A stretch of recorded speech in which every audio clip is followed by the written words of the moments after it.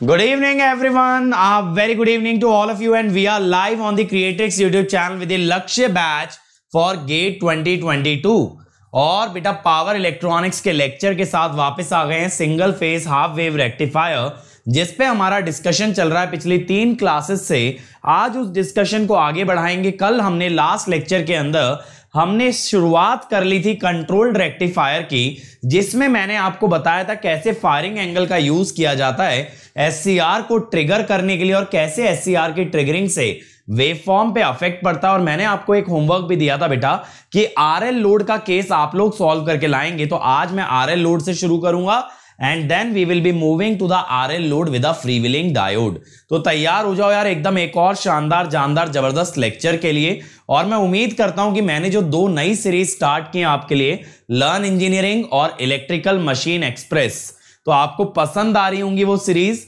और अगर पसंद आ रही है तो बेटा ज्यादा से ज्यादा शेयर किया करो। मैं और बहुत सारी चीजें आप लोगों के लिए प्लान करता रहता हूं ऑन अ डेली बेसिस। चलिए, तो let me start by first introducing myself. My name is Ankit Goyal. I got AIR 1 twice in GATE in 2014 and 2018. I was awarded President of India Gold Medal in the year 2013 when I graduated from IIT Indore.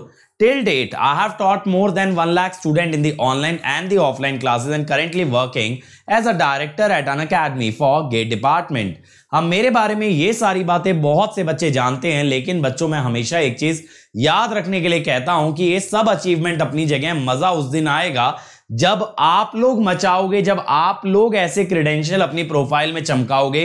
That will be the true success of me as well as my entire Creatrix team. और उसके लिए बेटा हम लोग दिन रात मेहनत कर रहे हैं आपके साथ। बस आप भी जुट के मेहनत करो। एक तो मेहनत और फीस के नाम पे शेयर करते जाना इनिशिएटिव्स को। इसके अलावा बच्चों आपको और कोई चीज नहीं करनी और आपकी रैंक गारंटीड है।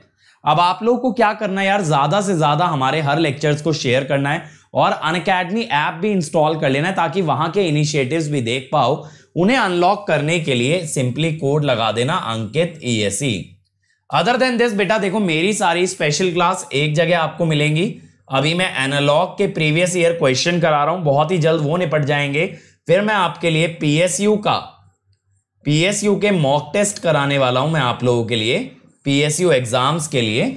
ये सारी इंफॉर्मेशन आपको मिलेगी अपकमिंग क्लासेस में।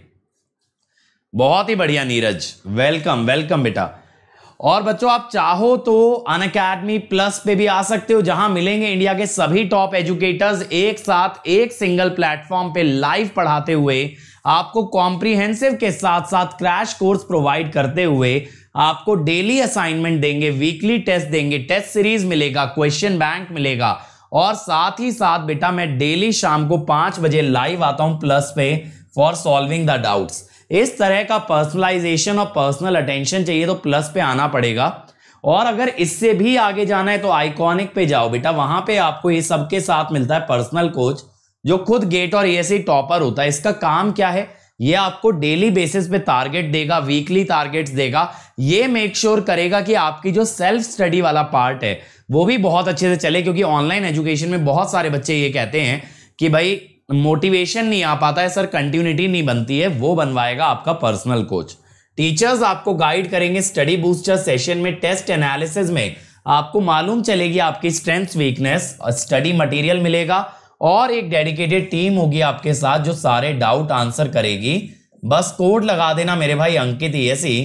इस कोड से आपको मिलेगा 10% का डिस्काउंट और सीधे सीधे मेरे साथ कनेक्ट हो जाओगे, जिससे कि मैं आपको पर्सनली गाइड करते हुए लेके चलूंगा and we will make sure that we make it big in gate 2022। Other than that बेटा ये नया बैच स्टार्ट हुआ है। जिस किसी को बेसिक से तैयारी स्टार्ट करनी है, नेटवर्क पढ़ा रहे हैं Siddharth sir is EC rank 1, तो समझ सकते हो किस लेवल का नॉलेज मिलने वाला है, इसीलिए जल्दी से ज्वाइन करें। और मेरा मशीन का कोर्स भी आने वाला है। अब तो बेटा जस्ट 13 डेज रह गए हैं, 14 जुलाई से स्टार्ट हो रहा है। इसके अंदर 160 आवर्स का कंटेंट है, आपको डेली असाइनमेंट मिलेगा, 10 इसके अंदर टेस्ट होंगे। असाइनमेंट के थ्रू कम से कम 1000 क्वेश्चन आपको कराए जाएंगे और आपके डाउट्स भी सारे के सारे आंसर किए जाएंगे। अदर देन दिस बेटा 4 जुलाई को होने वाला है कॉम्बैट, तो कॉम्बैट के लिए सभी बच्चे एनरोल कर लेना। एनरोल करने के लिए कोड लगा देना अंकित यसी, ताकि मैं ट्रैक कर पाऊं आपका परफॉर्मेंस। अच्छा करोगे तो यहां से इवन 100% स्कॉलरशिप भी जीत सकते हो। और बेटा प्राइस हाइक अभी के लिए कुछ समय के लिए रोक दिया गया है, लेकिन बहुत ही जल्द प्राइस बढ़ा दिया जाएगा। बहुत सारे बच्चों का ये मैसेज आया कि सर हम लोग अभी नहीं पे कर पा रहे हैं, we are not able to arrange the money. तो उन बच्चों के लिए प्राइस हाइक को थोड़ा टाइम के लिए डिले किया गया है, लेकिन जैसा आप जानते हो प्राइजेस बढ़ने वाले हैं। कितने परसेंट से? 7.2% से। इसीलिए जल्दी से जल्दी ज्वाइन करो। चलो तो आ जाओ भाई। ये किया था आप लोगों ने बच्चों, आरएल लोड किया था मैंने, कंट्रोल्ड रेक्टिफायर के लिए बोला था आरएल लोड करके लाना। तो इसमें अगर हम रिवाइज करें, इन अनकंट्रोल्ड रेक्टिफायर, जब ये अनकंट्रोल्ड रेक्टिफायर था तब क्या हुआ था? तब कंडक्शन बेटा स्टार्ट हो गया था 0 से। Conduction started at omega t equal to 0 and it extinct at omega t equal to beta, at omega t equal to beta, ठीक है। बट इन कंट्रोल्ड रेक्टिफायर में क्या डिफरेंस आएगा बच्चों? कंट्रोल्ड रेक्टिफायर के अंदर conduction will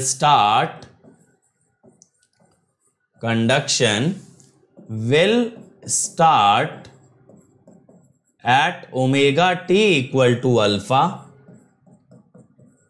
okay, and will end at omega t equal to beta, where beta depends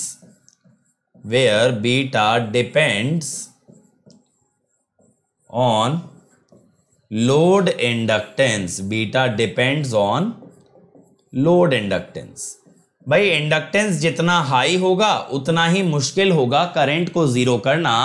इसीलिए कितनी देर तक ये कंडक्ट करेगा, ये इस बात पे डिपेंड करता है बच्चों कि ओमेगा टी बीटा किस पे डिपेंड करता है? कितना लोड का इंडक्टेंस है।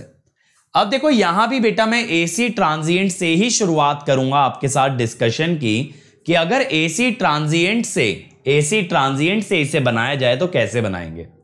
संबित देखो किसी भी सब्जेक्ट की नॉलेज लेने के लिए बेटा NPTEL is the best source, लेकिन क्या होता है NPTEL videos are not as per the exam pattern, they don't care about the exam. जैसे स्टैंडर्ड बुक लिखी गई है तो ऐसा तो नहीं कि स्टैंडर्ड बुक में नॉलेज नहीं है, बहुत ही अच्छी नॉलेज है, उच्च दर्जे की नॉलेज है, लेकिन उसका यूज करना टफ है, राइट। ऐसी एनपीटीईएल वीडियोस के अंदर नॉलेज भर भर के है, लेकिन उसका यूज करते हुए रैंक लाना वो टफ काम है।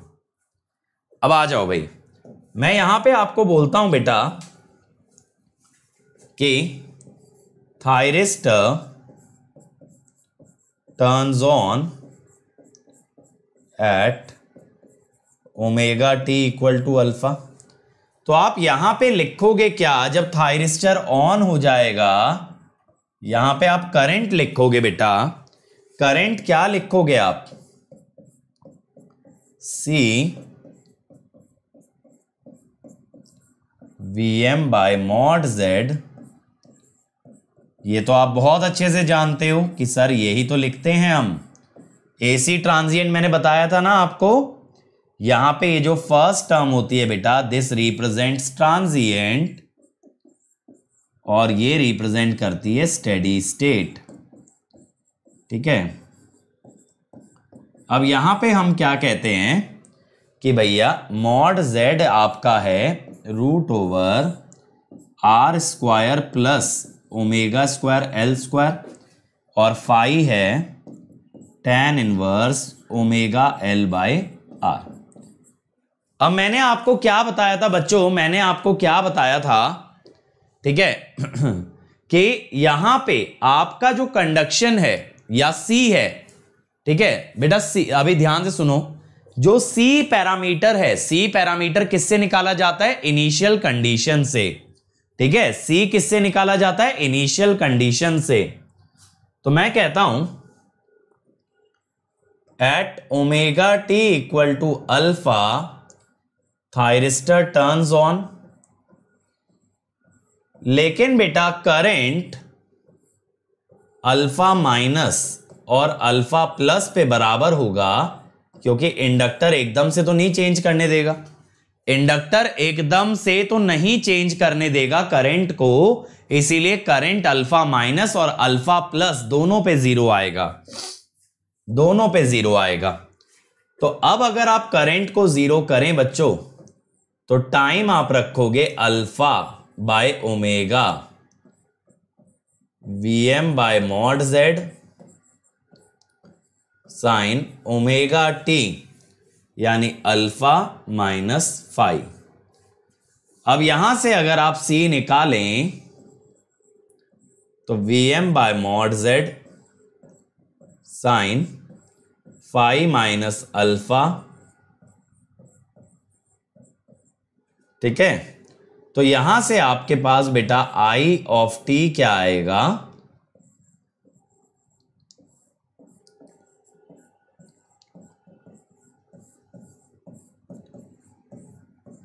e to the power minus, ये पहले alpha by omega tau, e to the power minus t by tau. ये मैंने C डाल दिया ना बढ़िया तरीके से, यहां पे समझ में आया? यहां तक ये मैंने C डाल दिया। तो बेटा यहां से आपके पास करंट की इक्वेशन आ गई साइन फाइव माइनस अल्फा। ये दोनों एक्सपोनेंशियल को अगर कंबाइन करोगे ना, तो यहां पे ऐसा बनेगा omega T minus alpha by omega tau. तो ये जो ओमेगा टी माइनस अल्फा बन रहा है, अगर इसे सिग्नल की टर्म्स में सोचें, ये क्या बता रहा है? सिग्नल की टर्म्स में अगर इसे सोचोगे ना, तो ये अल्फा का राइट शिफ्ट बता रहा है। ओमेगा टी माइनस अल्फा बन रहा है ना, एक्सपोनेंशियल में बन रहा है भाई।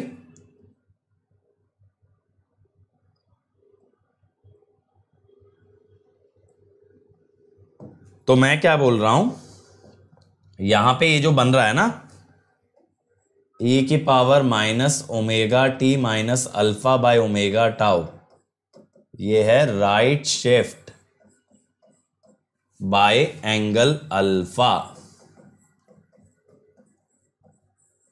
ठीक है। क्योंकि बेटा इस बार SCR ऑन अल्फा से हुआ है, अल्फा से ऑन हुआ है, तो आपकी इक्वेशन भी अल्फा के आगे ही स्टार्ट होगी, इसीलिए omega T minus alpha, omega T minus alpha आने वाला है। यहां तक बात क्लियर हो गई? यहां तक बात क्लियर हो गई? अब मैं कहता हूं कि अगर मुझे एक्सटिंक्शन एंगल चाहिए टू डिटरमाइन एक्सटिंक्शन एंगल, अगर आपको बेटा एक्सटिंक्शन एंगल चाहिए, तो एक्सटिंक्शन एंगल पे आप क्या बोलोगे बच्चों? आप बोलोगे कि at omega T equal to beta current become zero, current zero जाना चाहिए। तो आप यहां पे करंट को जीरो रखोगे और ये आएगा Vm by mod Z sine five minus alpha, ठीक है, e to the power minus beta minus alpha by omega tau. अब देख रहे हो कितनी खतरनाक इक्वेशन बन गई। इसीलिए तो मैं बोलता हूं कि बीटा जो है ना, बीटा आपको न्यूमेरिकल मेथड से निकालना पड़ता है। We solve this equation by numerical method,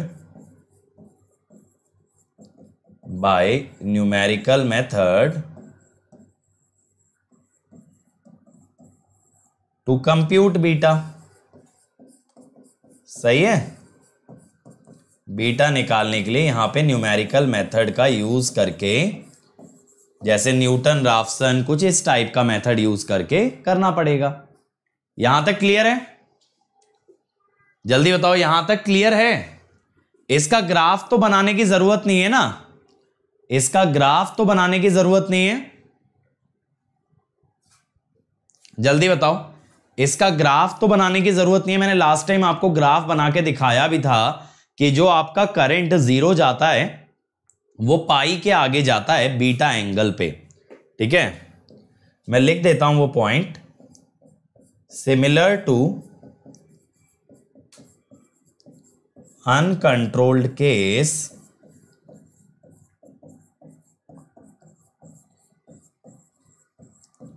the graph of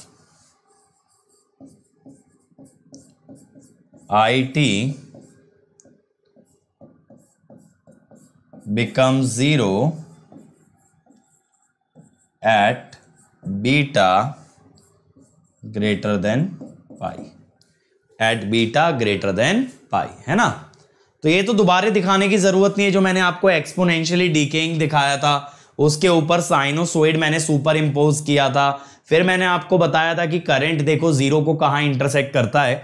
बस बच्चों यहां पे ना एक डिफरेंस होगा, ठीक है, यहां पे बस एक डिफरेंस होगा आपके केस में कि ये अल्फा से ग्राफ स्टार्ट होगा। जो ग्राफ हमने अनकंट्रोल्ड में 0 से स्टार्ट किया था ना, वो इस बार अल्फा से स्टार्ट होगा, बस इतना डिफरेंस है। ठीक है, मैं लिख भी देता हूं, graph of IT will start from alpha. अब देखो ये तो हमें क्लियर हो गया। अब आ जाते हैं इसकी वेवफॉर्म पे, राइट। इसकी वेवफॉर्म पे आ जाते हैं। ये मैंने आपको बता दिया बीटा निकाला कैसे जाता है।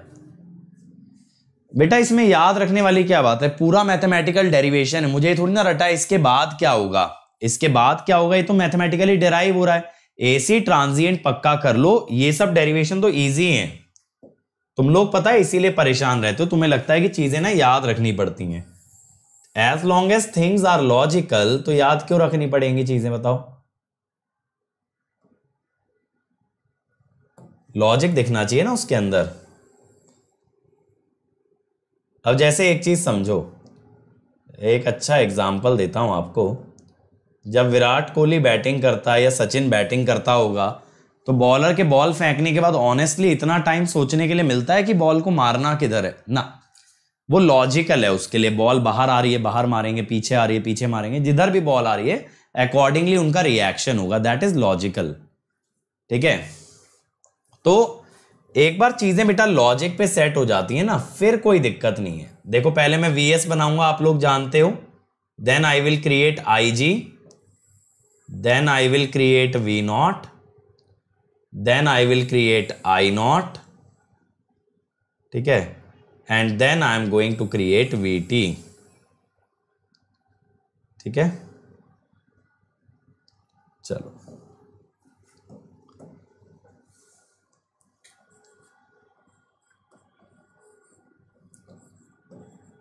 तुम लोग डिमांड तो करते रहते हो सर इस बार ये कराना, पावर इलेक्ट्रॉनिक्स में सर इस बार वो कराना। अटेंडेंस देख रहे हो दिन प्रतिदिन गिरती जा रही है, इसीलिए मैंने मॉड्यूल 3 कमिट ही नहीं किया। मुझे पता है ना तुम लोगों की आदत, तुम्हें क्या है बस नया कोर्स चाहिए, नया आएगा तो हम लोग खुश हैं, फिर जब वो पढ़ाया जाएगा ना तो पढ़ना नहीं है। और यही डिफरेंस है पता है यूट्यूब और प्लस में बच्चों में सीरियसनेस ज़्यादा होती है यार। रोज़ आते हैं नियम से, क्लास करते हैं, जितना होमवर्क दो करके लाते हैं। यूट्यूब में ऐसी जनता बहुत रेयर होती है, तो वो माहौल बना पाना ना एकदम पढ़ाई वाला वो थोड़ा टफ है यहाँ। अब देखो यहाँ पे मैं आपके लिए दोनों केसेस बनवा देता हूं पहले।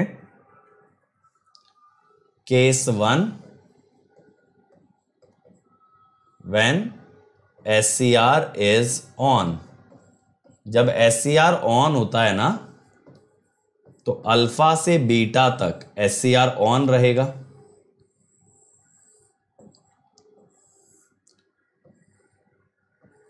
तो SCR को शॉर्ट किया जाए,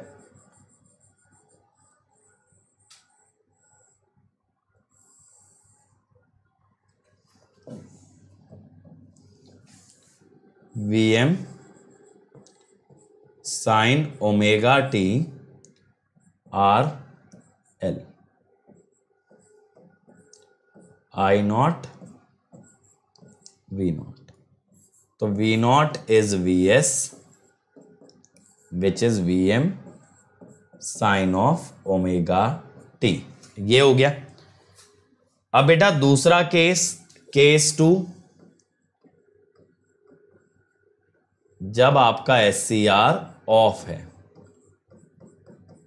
ये कहां से कहां तक ऑफ होगा? बीटा से लेके 2 पाई प्लस अल्फा तक, क्योंकि पहली बार अगर अल्फा पे ऑन हुआ है तो अगली बार 2 पाई प्लस अल्फा पे ऑन होगा बेटा, एक साइकिल के बाद ऑन होगा ना दोबारे। तो यहां से ये हमारा सर्किट बन गया। ये मैं इसलिए बनवा देता हूं हर बार कि ना फिर जब आप रेफर करो वेवफॉर्म तो आपको पता होना चाहिए वेवफॉर्म में ऐसी वैल्यू क्यों बनाई, ऐसा ही क्यों दिखाया। वरना बच्चे पता है वेवफॉर्म को बदनाम करते हैं कि यार वेवफॉर्म बड़ी टफ चीज है। वेवफॉर्म कैसे टफ है भाई? अगर इतना कोई कर सकता है तो वेवफॉर्म भी बता ही सकता है। देखो SCR ऑफ होने के बाद I0 0 हो गया, जिससे V0 भी 0 हो गया, और इससे VT हो गया VM sine of omega t, sine of omega T. ठीक है। AC ट्रांजिएंट मैंने कराया तो है बेटा। चलो आ जाओ। अब मैं क्या करता हूं ना, सबसे पहले आपको पता ही है मेरा वेवफॉर्म ड्रॉ करने का स्टाइल क्या है। सबसे पहले हम एम्पलीट्यूड बना लेते हैं ताकि एकदम परफेक्ट साइन नजर आए, है ना।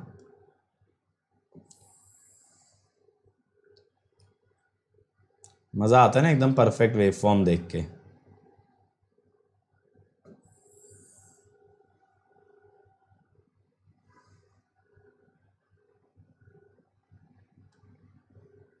ठीक है। बाकी यहां पे भी बना देंगे क्योंकि यहां पे भी बनाना तो साइन ही पड़ेगा। चलो अब देखो, सबसे पहले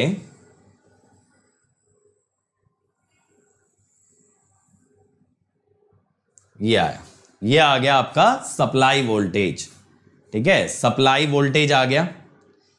अब इसके बाद गेट करंट, बेटा आप जानते हो गेट करंट इमीडिएटली नहीं लगाते हैं, तो उसके लिए मैं थोड़ा सा आगे से ले लेता हूं जो मैं गेट करंट लगाने वाला हूं। राइट, मैं थोड़ा सा आगे से ले लेता हूं,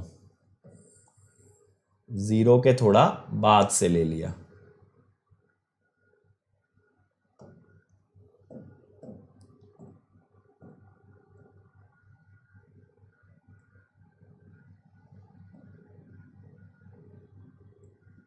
ठीक है ना। अब देखो यहां पे पहले मैंने एक गेट पल्स लगाई बेटा अल्फा एंगल पे, फिर अगली गेट पल्स मैं लगाऊंगा 2 पाई प्लस अल्फा पे। और आप लोग बहुत अच्छे से जानते हो कि ये जो गेट पल्स लगाई जाएगी ये बहुत छोटी ड्यूरेशन की होगी। The duration will be just more than the minimum pulse width, ये आप जानते हो। अब सर जी V0 का ग्राफ कैसे बनाएंगे? पहले ना V0 के लिए ना साइन का ग्राफ या सप्लाई का ग्राफ पहले से ड्रॉ करके रख लो। ये बना लिया आपने। अब इसे ट्रेस कहां से कहां तक करना है बच्चों? ट्रेस अल्फा से स्टार्ट होगा लेकिन पाई पे खत्म नहीं होगा, पाई के आगे तक जाएगा। कहां तक जाएगा? बीटा तक, क्योंकि बीटा पे कंडक्शन रुकेगा। जब तक थायरिस्टर ऑन है तब तक ये साइन के ग्राफ को फॉलो करता जाएगा। अभी देखो आपने बोला ना, आप लोग ये सोचते हो कि ये तो अजीब है, ये पाई के बाद जा रहा है, लेकिन अभी तो आपने बोला कि ये बीटा तक जाता है sine omega t, where beta is actually greater than pi. तो जब हमने न्यूमेरिकली लिखा था ना, तभी समझ आ जाना चाहिए था कि पाई के आगे तक ग्राफ जाने वाला है। ठीक है, अब ये मैंने बीटा की लाइन बना ली है। ठीक है ना। अब I0 की बात करते हैं बेटा। I0 0 रहता है, अल्फा से बढ़ना शुरू करता है, फिर गिरते हुए बीटा पे आके 0।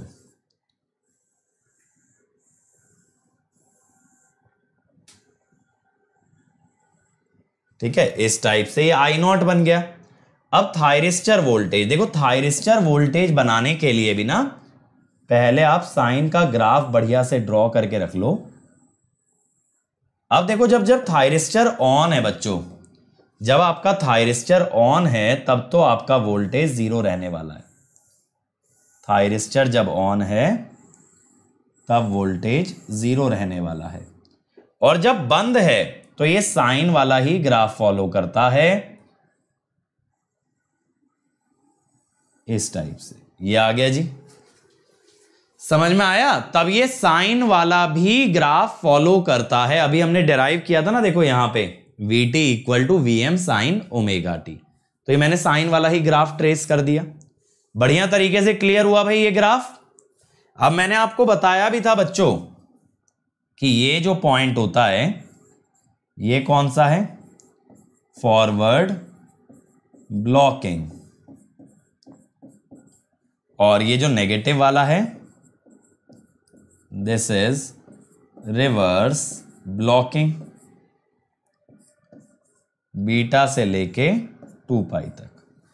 अब यहां पे क्या क्या पैरामीटर हमें डायरेक्ट निकल जाते हैं, क्या क्या पैरामीटर हमें डायरेक्टली मिल जाते हैं? सबसे पहला बेटा extinction angle, extinction angle beta, ये पाई से बड़ा आता है। अगला conduction angle, conduction angle gamma, अंत और शुरुआत का डिफरेंस है तो बीटा माइनस अल्फा। यहां से यहां तक देखो, अल्फा से बीटा तक इट इज गामा। अब मोस्ट इंपॉर्टेंट यहां से जो डायरेक्टली आता है, एक तो पीआईवी, पीआईवी तो वीएम ही आने वाला है, और एक बेटा circuit turn off time, circuit turn off time. इसमें यह देखना पड़ता है कि एससीआर रिवर्स बायस कब तक है, तो बीटा से लेके 2 पाई तक है, 2 pi minus beta by omega. अब यहां पे मेरी बात को समझना यार एक चीज, कि अगर मैं आपको सर्किट टर्न ऑफ टाइम का शॉर्टकट बताऊं तो मैं कहता हूं कि एससीआर फॉरवर्ड बायस कहां हुआ था? 0 पे। अगली बार फॉरवर्ड बायस कहां होगा? 2 पाई पे। तो यहां पे जब सर्किट टर्न ऑफ टाइम लिखा जाता है बच्चों, तो ये आता है angle of second forward biasing. दूसरी बार फॉरवर्ड बायस कब होता है? ये वो एंगल है, ठीक है। और इधर से आता है एक्सटिंक्शन एंगल, कि भैया करंट 0 कब हुआ। तो बेसिकली करंट 0 होने के बाद अगली फॉरवर्ड बायसिंग कहां पे आती है? इन दोनों का डिफरेंस ही कहलाता है सर्किट टर्न ऑफ टाइम। अब यहां अदर पैरामीटर्स निकाल लेते हैं यार फटाफट, क्योंकि अब आगे की जर्नी आसान है। सबसे पहले वी नॉट एवरेज, ठीक है, that is average output voltage. तो वी नॉट एवरेज होता है, हाफ वेव रेक्टिफायर है तो 2 पाई की साइकिल है, अल्फा से लेके बीटा तक चला है, Vm साइन ओमेगा टी, उसके अलावा हर जगह 0 है ना। तो Vm बाहर निकाल लो, Vm बाय 2 पाई, साइन का integration minus cos, cos alpha minus cos beta. अब इसके बाद V naught R M S,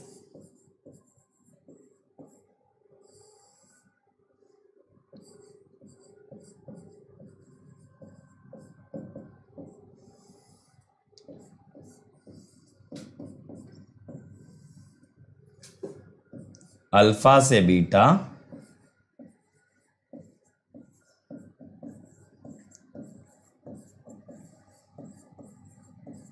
ठीक है। अब बेटा Vm आ जाएगा बाहर। देखो मैंने आपको आरएमएस का तरीका बता रखा है, ध्यान से सुनना, आरएमएस का तरीका बता रखा है। राहुल, रिवर्स बायसिंग को ही तो सर्किट टर्न ऑफ टाइम कहते हैं, रिवर्स बायसिंग को ही तो सर्किट टर्न ऑफ टाइम कहते हैं। साइन स्क्वायर होता है 1 minus cos 2 omega t by 2, तो जो नीचे वाला 2 आता है उससे बन जाता है 4 पाई, 1 का integration beta minus alpha, cos 2 omega t का हाफ साइन 2 ओमेगा टी,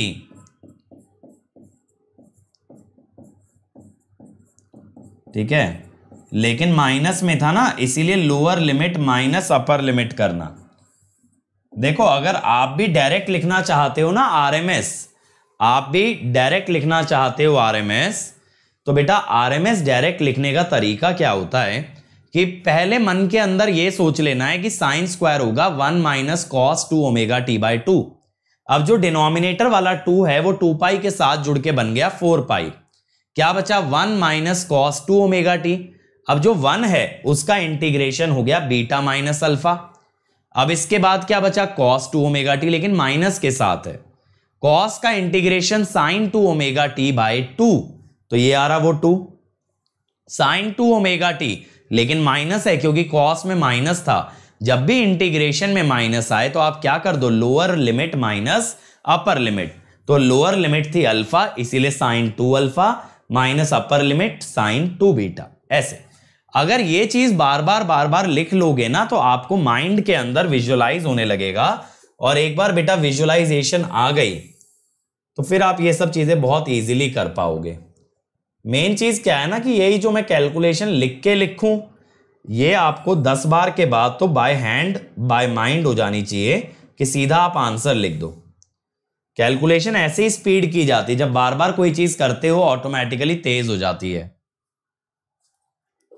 क्योंकि बेटा सर्किट टर्न ऑफ टाइम अगली साइकिल के अल्फा तक क्यों नहीं लिया, ये वाले एंगल तक क्यों नहीं लिया, क्योंकि 2 पाई के बाद फॉरवर्ड बायस था, भले ही ऑफ था लेकिन फॉरवर्ड था ना।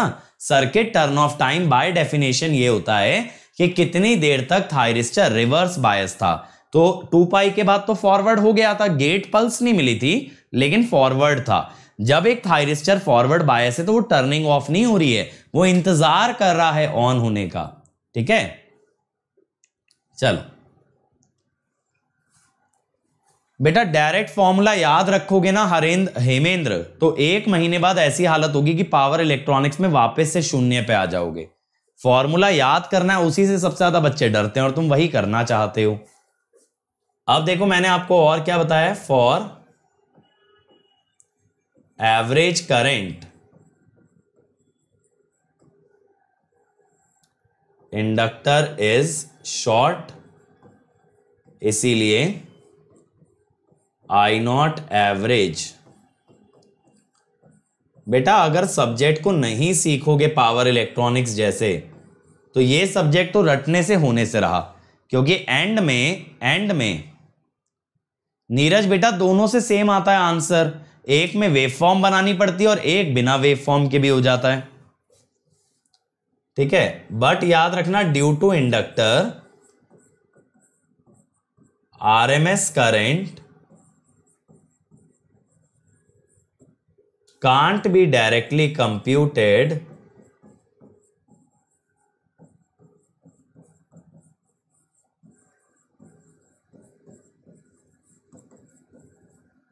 क्योंकि L will behave as n omega naught L, इसीलिए I naught RMS is not equal to V naught RMS by R, ठीक है। बाकी आप ये सब तो निकाल ही सकते हो बेटा, form factor RMS by average, ठीक है, voltage ripple factor, root form factor square -1, ये सारी चीजें होती हैं आपकी जो आप यहां से डिराइव कर सकते हो, ठीक है। और थोड़ा सा ना बेटा मैं डेरिवेशन यही तो बता रहा हूं, आरएमएस का अगर प्रैक्टिस करोगे तो मैं कैसे लिख पा रहा हूं, यहां से यहां मैंने एक स्टेप में लिख दिया, तो आरएमएस में टाइम कैसे लगेगा। और दूसरी बात मैंने आपको बताया भी, आरएमएस बहुत रेयरली पूछता है, तो जो चीज बहुत रेयरली पूछी जाती है उसे रट क्यों रहे हो। ये सोचो ना, मान लो 100 में से 1% चांस है कि आरएमएस आ जाए, तो आरएमएस को रटें क्यों, आरएमएस को रटें क्यों, उससे बढ़िया आरएमएस को डिराइव करना सीख लेते हैं, ज्यादातर चांस से नहीं आएगा, आ गया तो बना देंगे। रटनी अगर है तो ऐसी चीज को रटो, ठीक है, अगर रटना ही है ना तो बेटा रटो ऐसी चीज को जो कि आपको बार बार पूछी जाती है। राहुल का कहना है नेगेटिव वोल्टेज में रिवर्स बायस हो जाएगा, तो आपने नेगेटिव में क्यों कंडक्ट कराया? राहुल मेरे भाई एक चीज बताओ, क्या तुम सिर्फ डिवाइस का एक टर्मिनल देख के बता सकते हो रिवर्स बायसिंग? देखो, ये है प्लस माइनस और ये है थायरिस्टर की वोल्टेज। तुमने बस इतना देखा कि ये माइनस है, तुमने देखा कि ये माइनस है और तुमने बोल दिया ये रिवर्स बायस हो गया। कैसे? कंडीशन तो ये होनी चाहिए ना कि VT की वैल्यू नेगेटिव आए। VT के लिए ये टर्मिनल के साथ साथ वो टर्मिनल भी देखना है। आप सिर्फ एक टर्मिनल से कैसे कह दोगे रिवर्स बायस हो गया? ठीक है, कैसे कह दोगे रिवर्स बायस हो गया सिर्फ एक टर्मिनल की पोलैरिटी चेक करके? क्योंकि ये वाला टर्मिनल SCR से थोड़ी जुड़ा, ये वाला टर्मिनल लोड से जुड़ा। इसीलिए बेटा डायरेक्टली कभी नहीं देखा जाता, मैंने बताया था करंट से देखना है। करंट से देखो, जब भी पावर इलेक्ट्रॉनिक्स की बात करते हो तो आपका इंडक्टिव लोड होता है और इंडक्टर के अंदर current can not change instantly. तो अगर आपको ऑन ऑफ देखना है तो आप कैसे देखोगे? जब तक करंट ऐसे जा रहा है तब तक ये ऑन है, जब करंट उल्टा जाने की कोशिश करेगा तब ऑफ है। बस यही तो सोच बदलनी है, यही तो सोच बदलनी है आप लोगों को। क्या है ना कि आप लोग एनालॉग के अंदर चीजें डायरेक्ट करते करते क्या हो गया है कि आप लोग को ये लगने लगा है कि positive cycle diode on, negative cycle diode off, या SCR ऑन SCR ऑफ। चीजें इतनी सिंपल नहीं होती हैं, चीजें इतनी सिंपल नहीं है। पावर इलेक्ट्रॉनिक्स के अंदर इंडक्टर आ जाने से चीजों को करंट से जज करना है। एनालॉग के अंदर या तो रजिस्टर होता है या तो कैपेसिटर होता है, तो वहां वोल्टेज से भी का बात बन जाती है, वहां एज सच करंट निकालना कंपलसरी नहीं है। लेकिन पावर इलेक्ट्रॉनिक्स में ऑन ऑफ किसी भी डिवाइस का देखना है करंट से देखना हमेशा। क्यों? Due to inductor. समझ आ गया भाई राहुल? समझ आ गया भाई राहुल? बताओ मुझे, जल्दी से बोलो। क्लियर हो गया ना बढ़िया से? क्लैंपर में तो होता ही है ना, कैपेसिटर होता है, कैपेसिटर मैक्सिमम तक चार्ज होता है, उसके बाद डिवाइस बंद हो जाती है। बट यहां क्लैंपर का क्या लेना देना, कैपेसिटर थोड़ी है। अब आ गए भैया फ्री व्हीलिंग डायोड महाराज हमारे। ठीक है, कायदे से ना आप इसको, कायदे से आप इसको सेमी कन्वर्टर कह सकते हो, can be called as semi converter. Sir ऐसी गुस्ताखी क्यों, क्यों सेमी कन्वर्टर बोला? क्योंकि बेटा यहां पे थायरिस्टर जो है it can be controlled. Thyristor का तो ऑन तो आप कंट्रोल कर ही सकते हो ना, भले ही ऑफ नहीं कर सकते। और डायोड है अनकंट्रोल्ड। तो यानी एक डिवाइस दो में से कंट्रोलेबल है और एक अनकंट्रोलेबल है, एक डिवाइस कंट्रोलेबल और एक डिवाइस अनकंट्रोलेबल। तो बेटा इसीलिए इसको बोला सेमी कंट्रोल्ड या सेमी कन्वर्टर। अब इसके अंदर हमें क्या याद है? इसके अंदर हमको यह याद रखना था कि जब V0 की बात आती है तो फ्री व्हीलिंग डायोड का वोल्टेज जो होता है ना वो V0 से उल्टा होता है। हम ये जानते हैं VFD is equal to minus V0। तो अगर V0 पॉजिटिव है तो VFD नेगेटिव है, तो इससे फ्री व्हीलिंग डायोड हो जाता है रिवर्स बायस। ठीक है, अगर V0 नेगेटिव जाने की कोशिश करेगा तो फ्री व्हीलिंग डायोड की वोल्टेज पॉजिटिव आएगी, फ्री व्हीलिंग डायोड हो जाएगा फॉरवर्ड बायस और इट विल शॉर्ट आउटपुट। ये आउटपुट को शॉर्ट सर्किट कर देगा। ये चीज मैंने आपको बताई थी ना, ये चीज मैंने आपको बताई थी। ठीक है, हाँ बेटा मैंने डाउट वाला बंद कर दिया क्योंकि डाउट का बहुत कम लोग यूज कर रहे थे and it was a huge investment from my side. अगर बच्चे यूज करने में इंटरेस्टेड नहीं है तो there is no point in continuing, तो आज से उसे बंद कर दिया गया। ठीक है, चलो अब देखो मेरे भाई, अब यहां पे क्या होगा,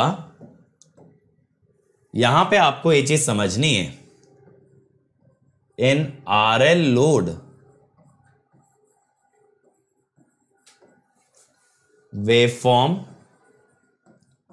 of V0 extends from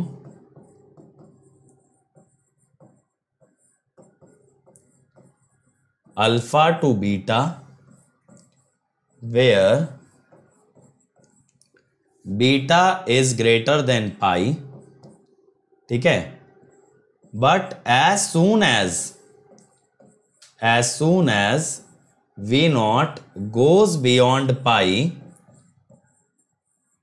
जैसे ही वी नॉट पाई के आगे जाता है तो वी नॉट बिकम्स नेगेटिव, और जैसे ही वी नॉट नेगेटिव होगा, क्योंकि फ्री व्हीलिंग डायोड उल्टा जुड़ा है, freewheeling diode gets forward biased, freewheeling diode gets forward biased, ठीक है। अब इससे क्या होता है, output terminals get short circuited और वी नॉट हो जाता है 0। अब वी नॉट 0 हो जाने से क्या होता है, ठीक है, कि यहां पे मैंने आपको लिखवाया भी था, waveform of V not is similar to R load. अब यहां मैं आपको एनर्जी का फ्लो नहीं दिखाने वाला हूं, भले ही मैं पॉइंट्स दोबारा से डिस्कस कर दूंगा कि भैया फ्री व्हीलिंग डायोड लगा देने से बीटा बढ़ जाता है, करंट की क्वांटिन्यूटी बढ़ जाती है, करंट की क्वांटिन्यूटी बढ़ जाती है। तो बेटा इस चीज को हम लोग देखेंगे, ये सारे पॉइंट लिखवाऊंगा, लेकिन दोबारा से ये नहीं बताऊंगा कि जब फ्री व्हीलिंग डायोड आ गया तो करंट लूप में फ्लो करेगा, इंडक्टर रेजिस्टेंस के थ्रू डिस्चार्ज करेगा, ठीक है, तब ये नहीं करेंगे, ठीक है ना। तो पहले वेवफॉर्म पे आ जाते हैं बेटा।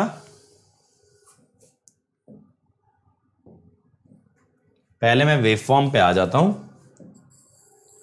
इस बार ना आईजी का ग्राफ नहीं बना रहा, वो समझ लेना कि आईजी जो है आपका अल्फा पे आपने गेट करंट अप्लाई किया हुआ है, वो बार बार ना बना के कुछ फायदा नहीं है।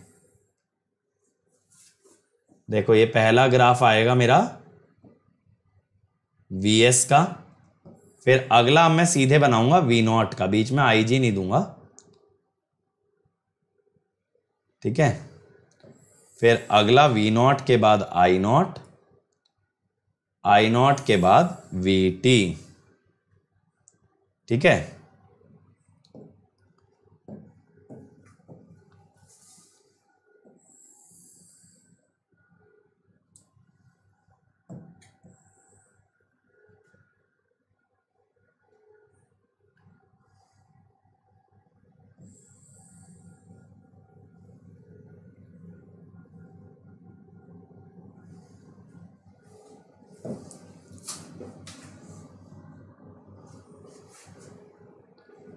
पहले यहां पे हम लिख लेते हैं, ये होगा V S versus omega T,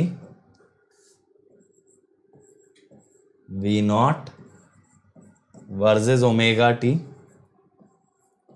I not versus omega T, V T versus omega t.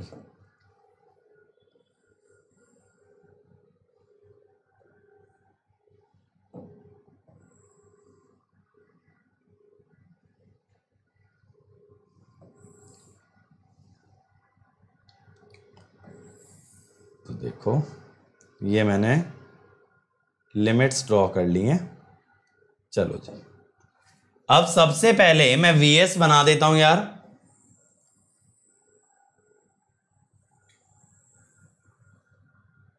ये बन गया मेरा वीएस। अब मैं ना अल्फा वाली लाइन डायरेक्टली बना रहा हूं, अब मैं अल्फा वाली लाइन बेटा डायरेक्टली बना रहा हूं। अब मैं आईजी शो नहीं करूंगा, तो आप लोग समझ लेना, ये जो पिंक कलर से बनाता हूं लाइन, दैट रिप्रेजेंट्स अल्फा, ठीक है। अब यहां पे बेटा क्या होगा, अगर आउटपुट वोल्टेज की बात करें तो पहले मैं साइन का ग्राफ बना लेता हूं। तो यहां पे बच्चों क्या होगा कि आपका ग्राफ का ट्रेस, ग्राफ को ट्रेस करना आप अल्फा से स्टार्ट करोगे, लेकिन पाई के आगे नहीं जाओगे। क्यों नहीं जाओगे पाई के आगे? क्योंकि पाई के आगे जाते ही फ्री व्हीलिंग डायोड ऑन हो जाएगा, ठीक है, फ्री व्हीलिंग डायोड ऑन हो जाएगा।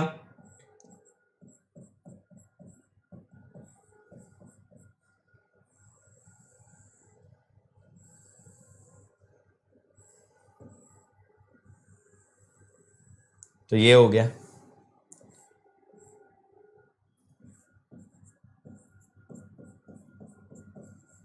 टू पाई प्लस अल्फा, ठीक है, 2 पाई प्लस अल्फा। अब देखो, चलो थोड़ा सा जनरल बात कर लेते हैं। बहुत सारे बच्चे मुझे ऐसा एक्सक्यूज देते हैं कि सर हम लाइव नहीं आ पाते क्योंकि हमारी जॉब होती है इस टाइम पे, किसी का कॉलेज होता है। मैं बिल्कुल सही मानता हूं, एकदम जायज़ बात है, एकदम जायज़ बात है कि भैया बहुत सारे लोग बिजी होते होंगे, कुछ इसमें गलत नहीं है। लेकिन जब सब्जेक्ट चालू होता है 600 बच्चे होते हैं। अब सब्जेक्ट में 23वां लेक्चर है और 23वां या 24वां जो भी है, 23-24 लेक्चर पे हम आ चुके हैं और इस समय यहाँ पे 125 बच्चे हैं। यानी कि 500 में से 375 लोग हमारे चैनल पे ऐसे हैं जिनकी जॉब है या जिनका कॉलेज है। बाकी सिर्फ 125 बच्चे वेले हैं जिनके पास टाइम है पढ़ाई का, बाकी सब तो बिजी हैं। तो बेटा कभी भी स्टैटिस्टिक्स ऐसे नहीं चलते। और चलो मैंने मान लिया रिकॉर्डेड देखते हैं, फिर आप लेक्चर 1 से लेके लास्ट तक के लेक्चर्स को देखो, उनके लाइक्स देखो और उनके व्यूज देखो। अगर बच्चा रिकॉर्डेड भी देख रहा है तो लाइक तो नहीं गिरने चाहिए 1 महीने बाद, अगर मैं ऑब्जर्व करूं। या बच्चा रिकॉर्डेड देख रहा है तो उसके व्यूज तो उतने ही आने चाहिए, नहीं आते। ये टेंडेंसी है। टेंडेंसी पता है क्या है? टेंडेंसी क्या होता है कि बच्चे ना फ्री को उतना सीरियस लेते नहीं। अगर कोई मास्टर फ्री में पढ़ा भी रहा होगा ना, ऑफलाइन या ऑनलाइन, तो सोचेंगे फ्री में पढ़ा रहा है तो उतनी वो बात नहीं होगी, इसमें कुछ तो कमी रह ही जा रही होगी, तभी तो फ्री दे रहा। अगर इतना अच्छा होता तो फ्री काहे देता। अब आप ही लोग चैट के अंदर कई बार पूछते हो कि सर आप क्यों अच्छे से पढ़ा रहे हो, ये तो फ्री है, सर आप इतना क्यों एक्सप्लेन कर रहे हो, ऐसे तो कोई पेड लेगा नहीं। अरे भाई करो तो दिक्कत, नहीं करो तो दिक्कत। कर रहे हैं तो इसमें दिक्कत क्या है कि क्यों कर रहे हो, ये भी एक क्वेश्चन आता है। और देखो यार दूसरी बात क्या होती है बच्चों, जो भी फ्री कंटेंट या फ्री इनिशिएटिव आता है, आप लोग समझे बात को, जो भी फ्री कंटेंट या फ्री इनिशिएटिव आता है उसका सबसे बड़ा मेजर ऑब्जेक्टिव या उसका मेजर सेटिस्फैक्शन होता है क्राउड। ठीक है, उसका मेजर सेटिस्फैक्शन होता है क्राउड। क्योंकि यार देखो यहाँ पे मैं कोई पैसा तो नहीं कमा लूंगा आप लोगों को पढ़ा करके, या फिर यहाँ पे अगर आपको ये लगता है कि यूट्यूब से अर्निंग बहुत होती है, तो बेटा मैं आपको एक चीज बता दूं, अगर हमारे पूरे चैनल की अर्निंग ली जाए ना, that is below 1 lakh. YouTube से इतना ही पैसा मिलता है, तो उसमें कितने टीचर खा लेंगे बताओ 1 लाख रुपए में। तो अगर आपको ये लगता है कि मैं आप लोगों को पढ़ा करके बहुत कुछ कमा ले रहा हूं, तो आपकी सोच गलत है। लेकिन क्या होता है ना, यहाँ पे हमें फील अच्छा होता है जब बच्चे आते हैं कि चलो यार हमारी टीचिंग की वैल्यू है, हमारी टीचिंग को पसंद करते हैं लोग। लेकिन दिक्कत वाली बात पता है क्या है, जितने बच्चे यहाँ यूट्यूब पे आते हैं इससे कहीं ज्यादा बच्चे पेड कोर्स में क्लास के अंदर बैठे होते हैं। तो यार जब फ्री वाला यूजर ज्यादा है तो फ्री वाली क्लास में भी बच्चे ज्यादा होने चाहिए। अगर फ्री से ज्यादा बच्चे पेड क्लास में हैं तो मुझे ये बताओ कि फ्री क्लासेस को टाइम देना किस लिए, मतलब पॉइंट क्या रह गया। वहां पे बच्चा फीस भी दे रहा है, चलो वहां से मेरी सैलरी भी बन रही है, वहां पे बच्चा अटेंशन भी दे रहा है, वहां पे बच्चा होमवर्क भी कर रहा है, रोज क्लास में भी आ रहा है, जवाब भी दे रहा है, सब चीजें कर रहा है। और फिर यहां पे जब मैं फ्री पढ़ा रहा हूं सिर्फ एक एक्सपेक्टेशन से कि अटेंडेंस होगी, तो वो भी नहीं है। सोचने वाली बात है। तो यार फ्री एजुकेशन की सक्सेस और फेलियर सिर्फ बच्चों पे। अगर फ्री एजुकेशन को सपोर्ट करोगे तो ये चीजें सस्टेनेबल हैं, नहीं सपोर्ट करोगे धीरे धीरे क्या है, जितने भी बड़े बड़े टीचर्स हैं वो धीरे धीरे पेड की तरफ मूव कर जाएंगे, वो लोग फ्री पढ़ाना छोड़ देंगे। तो फिर इसमें एंड में आप ही लोगों का लॉस है, किसका नुकसान है बताओ। चलो आ जाओ, अब बेटा करंट की बात करें। देखो करंट जो है ना बढ़ना शुरू होगा, पाई के पहले ही गिरेगा, लेकिन पाई से बीटा तक ना कंडक्ट करेगा। ऐसा मत सोचना कि करंट 0 हो जाएगा। यहां पे आपके लिए कौन कंडक्ट कर रहा होगा, यहां पे बेटा कंडक्ट कर रहा होगा फ्री व्हीलिंग डायोड। पाई के बाद आपका फ्री व्हीलिंग डायोड ऑन हो जाता है, तो फ्री व्हीलिंग डायोड कंडक्ट करेगा, फिर ऐसे इधर ऐसे ही चलेगा।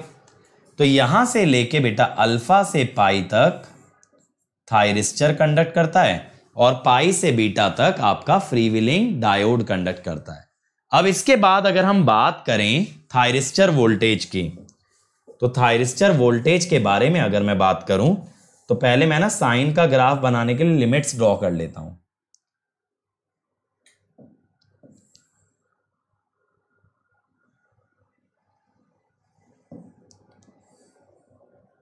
अब पता है आप लोगों को कि मैंने जो डाउट वाला इनिशिएटिव स्टार्ट किया कि चलो बच्चों के लिए डाउट के लिए निकाल देते हैं, उसके लिए मैंने 4-5 लोग भी हायर कर लिए जो कि आपके डाउट बताते रहें, इस सोच में कि चलो फ्री में बच्चों के डाउट भी आंसर होने चाहिए। अब उस पे मैंने कॉस्ट एस्टिमेट निकाला कि कितने बच्चे उस प्लेटफॉर्म को यूज करते हैं, तो मेरा पर मंथ पर स्टूडेंट 500 का खर्चा आ रहा था। हर महीने ऑलमोस्ट मेरे 40-50 हज़ार रुपए अपनी जेब से जा रहे थे सिर्फ आपके डाउट सॉल्व कराने के लिए, और उसके अंदर ज्यादा बच्चे नहीं थे तो पर स्टूडेंट कॉस्टिंग बहुत ज्यादा हो रही थी मेरे लिए। तो अब अगर कोई भी फ्री इनिशिएटिव निकालते हैं बेटा, तो आप ये चीज समझो, it's not for one student, it's for all the students. तो अगर उसके अंदर स्टूडेंट कम होंगे तो फ्री इनिशिएटिव वहीं पे फेल हो जाता है। तो अगर आप ये बोलो कि नहीं सर हम 4 बच्चे सीरियस हैं तो आप हमको पढ़ा दो, बेटा free education doesn't work like that. Free education हमेशा वॉल्यूम पे काम करती है। अगर कोई भी फ्री लेक्चर होता है तो वो वॉल्यूम पे काम करता है। ये जो पर्सनलाइजेशन है, 4 बच्चों के लिए कुछ कर देना, 8 बच्चों के लिए कुछ कर देना, ये पेड में चल सकता है बट नॉट फॉर फ्री, है ना। चलो आ जाओ।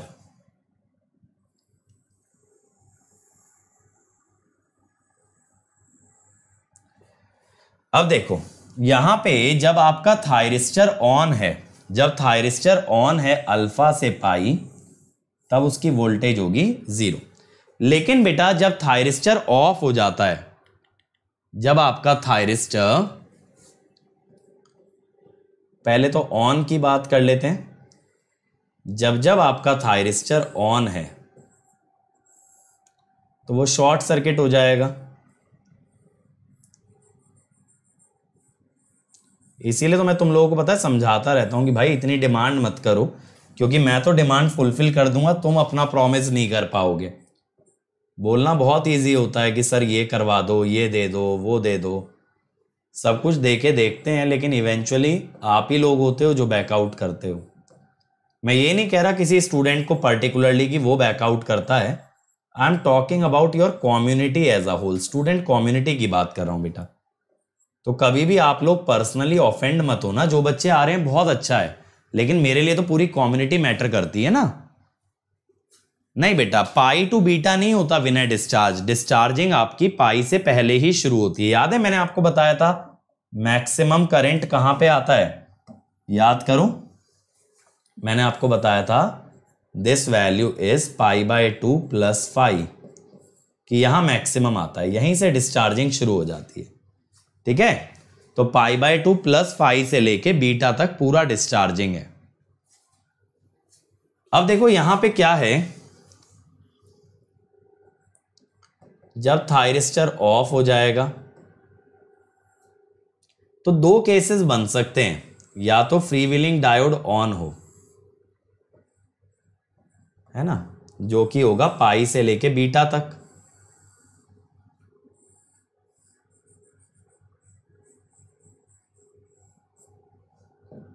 तो देखो यहां पे 2 केसेस बन सकते हैं, फ्री व्हीलिंग डायोड ऑन हो जो कि होगा पाई से लेके बीटा तक।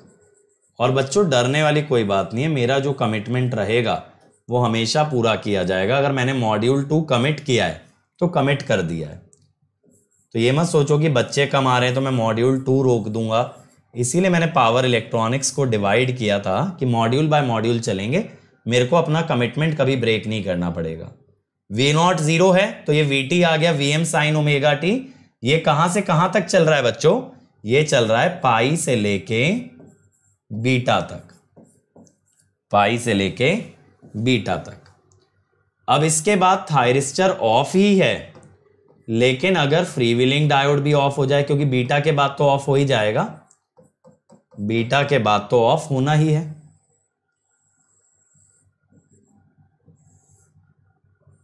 तब फ्री व्हीलिंग डायोड भी ऑफ हो जाएगा और आपका मेन थायरिस्टर भी। अब देखो लोड के पास करंट का कोई रास्ता नहीं बचा, लोड के पास करंट का कोई रास्ता नहीं बचा, तो V0 फिर भी 0 ही आना है। I0 0 हो जाने से वी नॉट विल बी 0, तब भी ये जो आपका थायरिस्टर वोल्टेज है ये बनेगा Vm sine of omega T, Vm sine of omega T, ठीक है। और जब आपका फ्री व्हीलिंग डायोड ऑन था तब करंट के पास रास्ता ऐसा था, ऐसे फ्लो कर रहा था, ठीक है। हाँ तो मैं तो कह ही नहीं रहा कि तुम लोग कुछ भी कर लोगे, मैंने ये बोला है जब मैंने आपको कमिट किया है मॉड्यूल 2, ये सोचते हुए जानते हुए कमिट किया है कि कितनी अटेंडेंस आएगी, तो मैं कराऊंगा वो चीज, है ना, वो तो मैं कराऊंगा ही कराऊंगा, कमिटमेंट थोड़ी ब्रेक करूंगा। अब एक चीज देखो, जब मैंने नेटवर्क चालू किया था तो मैंने कमिट किया था कि पूरी नेटवर्क की प्लेलिस्ट प्रोवाइड करूंगा प्लैनेट गेट पे, फिर चाहे 20 बच्चे आए 25 बच्चे आए, लेकिन वो कमिटमेंट पूरा किया गया। तो जो कह दिया वो पूरा किया जाएगा। इतने आदमी के अंदर एडिकेट्स कह लो, इतने आदर्श कह लो, कुछ भी कह लो, ये होना चाहिए, और ये नहीं है तो समस्या वाली बात है। अब देखो, जब तक हमारा थायरिस्टर ऑन था तब तक तो उसका वोल्टेज 0 था, तब तक तो उसका वोल्टेज 0 था। जब ऑफ हो गया तो साइन वाला ग्राफ फॉलो करेगा, साइन वाला ग्राफ फॉलो करेगा। देखो अब ये आ गया ना सर्किट टर्न ऑफ टाइम, यहां से आर लोड वाला ही आ जाएगा, है ना, यहां से आर लोड वाला ही आ जाएगा पाई बाय ओमेगा। तो मैं यहां पे क्या कहता हूं कि भैया सबसे पहले एक्सटिंक्शन एंगल, अब आपको क्या पता है, एक्सटिंक्शन एंगल आरएल वाले से ज्यादा होता है। आप एक बात बहुत अच्छे से जानते हो कि RL plus free wheeling diode is greater then beta for RL। Conduction angle, conduction angle gamma is beta minus alpha. Peak inverse voltage, peak inverse voltage PIV, ये होगी VM, ठीक है। Circuit turn off time, circuit turn off time TC, देखो 2 पाई पे forward होगा, पाई पे रुक गया था फ्री व्हीलिंग डायोड की वजह से, तो पाई बाय ओमेगा। दोबारा समझो मैंने आपको क्या बताया है, second forward biasing, second forward biasing minus कहां पे कंडक्शन रुका था, थायरिस्टर का कंडक्शन पाई पे रुक गया था, यहां पे आके आपका थायरिस्टर ऑफ हो गया था, फ्री व्हीलिंग डायोड ऑन हो गया था, तो पाई पे रुक गया था, और यहां पे आके ये दोबारे फॉरवर्ड बायस हो जाता है 2 पाई पे, तो इस वजह से 2 pi minus pi by omega. नहीं बेटा, बीटा के बाद स्टार्ट नहीं होगा VT, क्योंकि थायरिस्टर तो यहीं बंद हो गया, थायरिस्टर तो आपका यहीं बंद हो गया ना, पाई से बीटा तक, पाई पे आते ही बंद हो गया जैसे ही फ्री व्हीलिंग डायोड चालू हुआ। भले ही करंट फ्लो कर रहा था, लेकिन करंट थायरिस्टर से तो नहीं फ्लो कर रहा था, ठीक है। करंट का थोड़ी ना देखना है रवि, आपको किसका देखना है, थायरिस्टर का। थायरिस्टर तो ओपन सर्किट हो गया ना बेटा, थायरिस्टर तो ओपन सर्किट हो गया। अब इसके अक्रॉस तो वोल्टेज बनने लगेगी ना, करंट फ्लो कर रहा है, करंट फ्लो कर रहा है इस क्लोज लूप के अंदर, करंट फ्लो कर रहा है इस क्लोज लूप के अंदर, लेकिन उससे थायरिस्टर का कोई वास्ता नहीं। अच्छा एक चीज मानो कि एक ऑफिस है भाई, वो 24 घंटे चालू रहता है, ऐसा मानो 24 घंटे चालू रहता है, उसमें 12-12 घंटे की गार्ड की शिफ्ट लगती है, 12-12 घंटे की गार्ड की शिफ्ट लगती है। एक आता है सुबह के 8 से रात के 8 तक, एक आता है रात के 8 से सुबह के 8 तक। अब जब रात के 8 बजे पहला गार्ड छुट्टी लेगा, अब वो रेस्ट कर सकता है, राइट, अब वो रेस्ट कर सकता है। ऑफिस अगर सुबह के 8 तक खुला है तो उससे मुझे क्या करना, ड्यूटी तो वहां दूसरा गार्ड दे रहा है ना भाई। मान लो मैं फर्स्ट गार्ड हूं, मैं सुबह से रात तक की ड्यूटी करता हूं, तो मैं तो फ्री हो गया, अब मैं तो चिल कर सकता हूं, बट दूसरा जो गार्ड है वो नौकरी करेगा उस टाइम पे। तो बट जब बात मेरी हो रही है तो आई विल बी ऑफ, मैं उस समय छुट्टी ले चुका हूं। अगर बात सर्किट की हो रही है तो सर्किट चालू है, जैसे वहां अगर कंपनी की बात हो रही है, कंपनी तो चल रही है, लेकिन क्या थायरिस्टर चल रहा है? नहीं चल रहा, थायरिस्टर बंद हो चुका है, सर्किट वर्किंग है। अभी सर्किट में करंट है, लोड में करंट है, लोड को करंट मिल रहा है, बिल्कुल मिल रहा है। ठीक है, अब ऐसे ही सोचो, एक और एग्जांपल लेता हूं। मान लो मोटर है, मोटर को आपने चलाया, अब मोटर का ना स्विच ऑफ कर दिया, मोटर का स्विच ऑफ कर दिया तो सप्लाई से करंट तो आना बंद हो गया, यानी सोर्स ने तो देना बंद कर दिया। बट क्या मोटर रुकी? नहीं, मोटर थोड़ी देर चल के रुकेगी इनर्शिया के कारण। ऐसे ही यहां करंट थोड़ी देर और फ्लो होकर रुकेगा, भले ही सप्लाई वाला करंट रुक चुका है। समझ गए? आपने इसी को तो ऑफ कर दिया ना, ये आपके हाथ में था, करंट अपनी मर्जी से धीरे धीरे धीरे धीरे ऑफ हो जाएगा, बस इतना ही है। ठीक है, समझ गए? चलो, अब बेटा यहां पे भी अगर V नॉट एवरेज निकालोगे, अगर आप चाहोगे V नॉट एवरेज निकालना, तो it will be same as R load, यानी यहां पे क्या होगा, 1/2 अल्फा से pi Vm sine omega T D omega T. तो Vm/2 साइन का इंटीग्रेशन माइनस कॉस, तो 1 plus cos alpha. V not RMS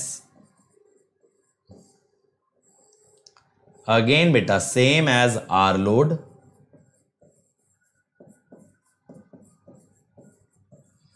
तो यहां पे क्या होगा, V नॉट RMS। देखो अब मैं आपको फिर से सिखाता हूं डायरेक्ट कैसे निकालना है ना। आप जितने भी RMS निकालेंगे मैं आपको डायरेक्ट ही सिखाऊंगा, और ये रेक्टिफायर वाला टॉपिक एंड होते होते आप ये समझ जाओगे कि RMS रटना नहीं पड़ता, RMS निकल जाया करता है।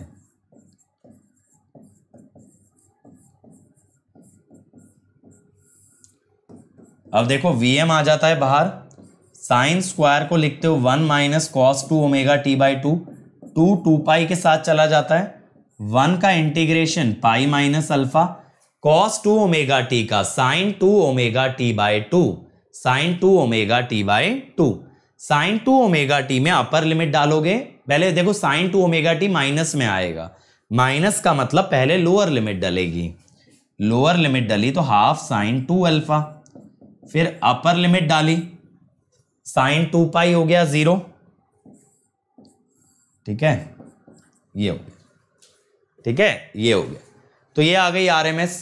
अब यहां पे बेटा I नॉट एवरेज, एवरेज में इंडक्टर का कोई रोल नहीं होता, इसीलिए simply V not average by R।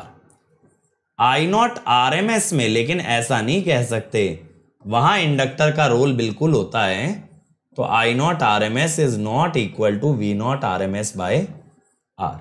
Form factor बिल्कुल निकाल सकते हो यहां पे, V नॉट RMS बाय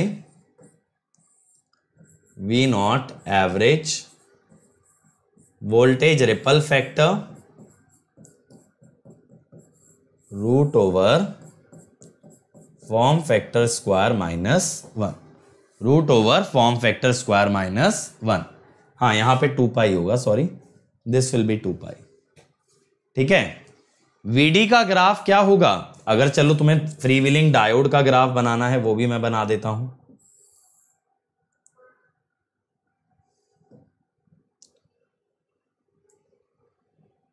अब देखो फ्री व्हीलिंग डायोड के अक्रॉस वोल्टेज कितनी होती है बेटा, that is minus V not.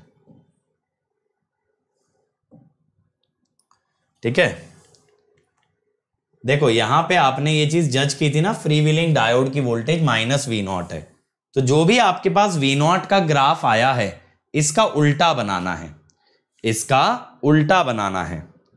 तो पहले ना मैं साइन उल्टा ड्रॉ कर लेता हूं,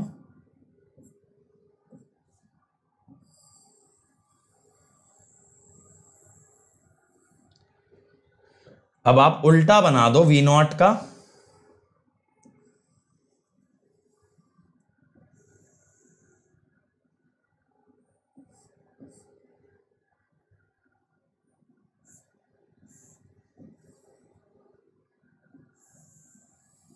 ऐसे।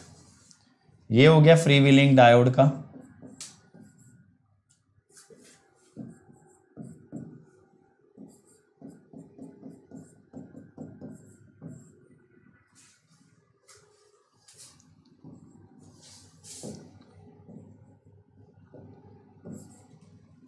ठीक है, ये बन गया।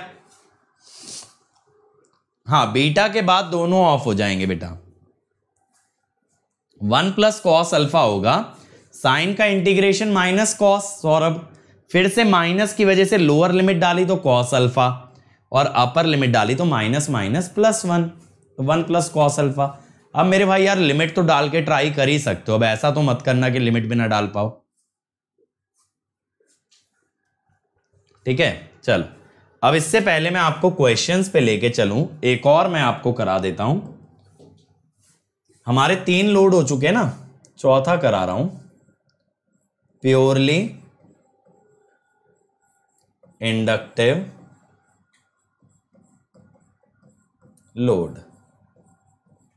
ठीक है, ये मैंने आपको डायोड सर्किट्स में तो अलग से करा दिया था, डायोड के केस में। अब यहां मैं आपको एससीआर के केस में करा रहा हूं। ठीक है,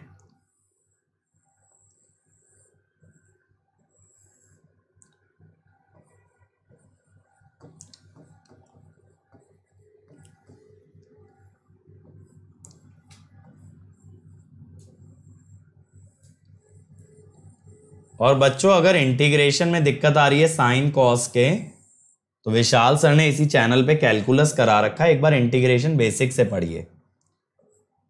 ठीक है, चलो अब देखो यार, डायोड के केस में हमारी डिवाइस ऑन हो जाती है at omega T equal to 0। Device अपनी ऑन हो जाती है। ठीक है, डिवाइस अपनी ऑन हो जाती है, लेकिन एससीआर के केस में 0 पे ऑन नहीं होगी, बल्कि कहां पे ऑन होगी? अल्फा पे। तो मैं क्या बोलता हूं, in case of diode, in case of diode, device turns on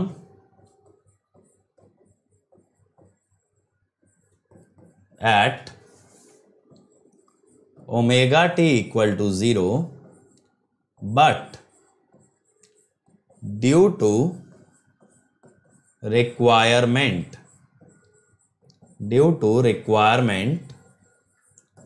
of firing pulse, due to requirement of firing pulse in SCR, device turns on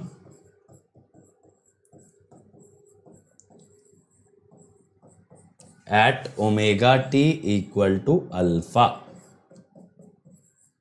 ठीक है, अल्फा पे ऑन करोगे भाई, अल्फा पे ऑन करोगे। अवधेश बेटा मैं जल्दी एक ना एएमए सेशन लगाऊंगा, ये सारी बातें उसके अंदर करेंगे। ठीक है, उसके अंदर ये सब बातें अच्छी लगेंगी। अभी लेक्चर पे फोकस कर लेते हैं। अब मैं बोलता हूं बेटा कि for omega T greater than alpha,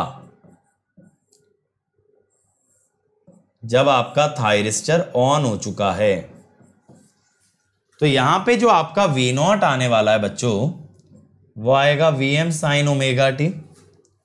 जो V0 आने वाला है that will come out as V0 sine omega T. तो L di by dt is Vm sine omega T.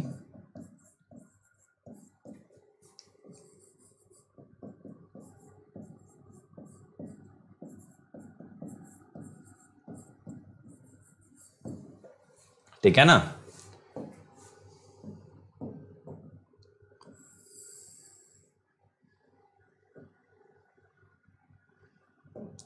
अब यहां पे क्या होगा, ओमेगा से मल्टीप्लाई डिवाइड कर लो, ताकि ओमेगा टी के रेस्पेक्ट में इंटीग्रेशन हो पाए बेटा। अब इंटीग्रेशन कितना होगा, देखो आपको साइन का इंटीग्रेशन करना है ना। सर आप ऐसा क्यों कर रहे हो, ये तो कभी नहीं किया। ये बेटा मैं इसलिए कर रहा हूं कि मेरे पास ना करंट की इक्वेशन आ जाए। एक बार मेरे पास करंट की इक्वेशन आ गई तो मैं एक्सटिंक्शन एंगल निकाल पाऊंगा।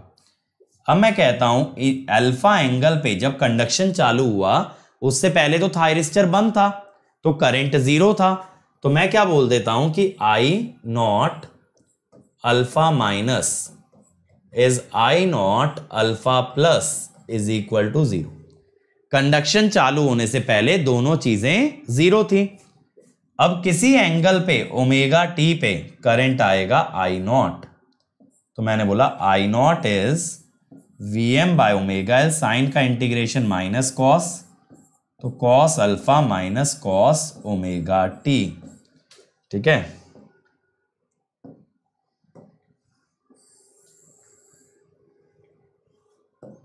ये हो गया। अब बेटा मैं ये कहता हूं कि चलो ठीक है, अल्फा पे तो कंडक्शन चालू हुआ, लेकिन at omega T equal to beta current will become zero. तो जीरो बनेगा अगर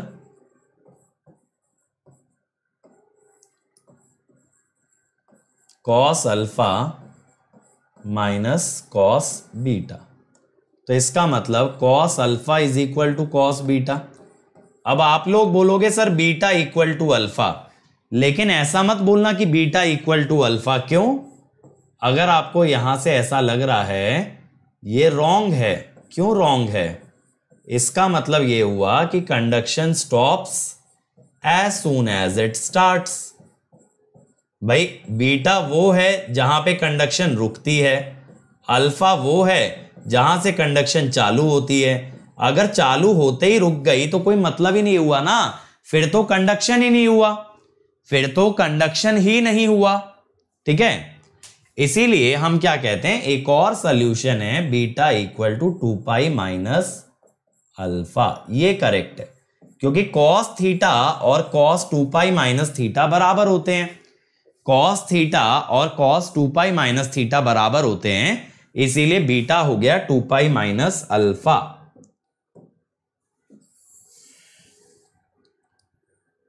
अब देखा जाए भाई,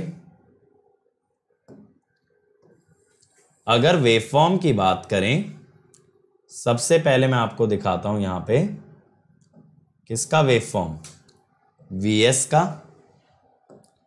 Vs के बाद we will draw V not. ठीक है, V नॉट के बाद we will also draw I not.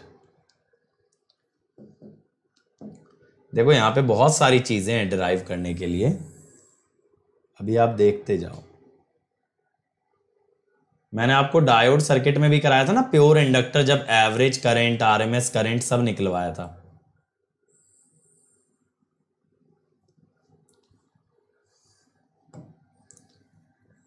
देखो ये आ गया आपका मैक्सिमम एम्पलीट्यूड इसका,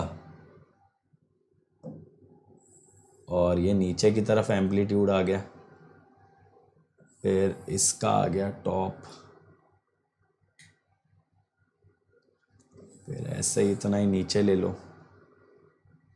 ठीक है, ये हो गया ना। अब देखो यार, ये हो गया Vs, ये हो गया V नॉट, और ये हो जाएगा I नॉट। अब देखो सप्लाई में तो आपने साइन ओमेगा टी लगा रखा है, इसमें कोई सोचने वाली बात ही नहीं।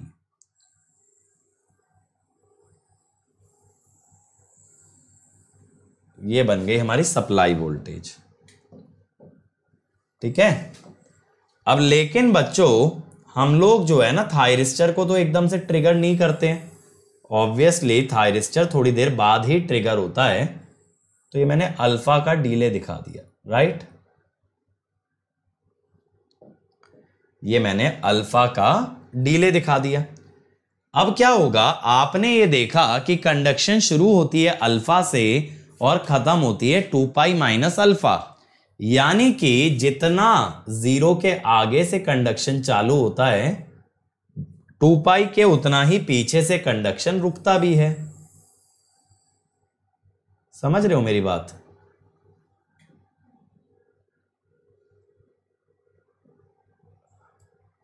अगर कहां पे दिखाएं, यहां दिखा देता हूं। अगर 0 के अल्फा आगे स्टार्ट हुआ तो 2 पाई से अल्फा पहले रुक जाएगा, तो यहां पे आ जाएगा 2 पाई माइनस अल्फा। ठीक है, 2 पाई माइनस अल्फा, ये बात क्लियर हो गई। अब यहां पे बेटा क्या होगा, यहां पे क्या होगा, पहले ना आप यहां पे साइन की वेव बना लो। यहां पे साइन की वेव बनाई। अब साइन की वेव आपको फॉलो करनी है अल्फा से लेके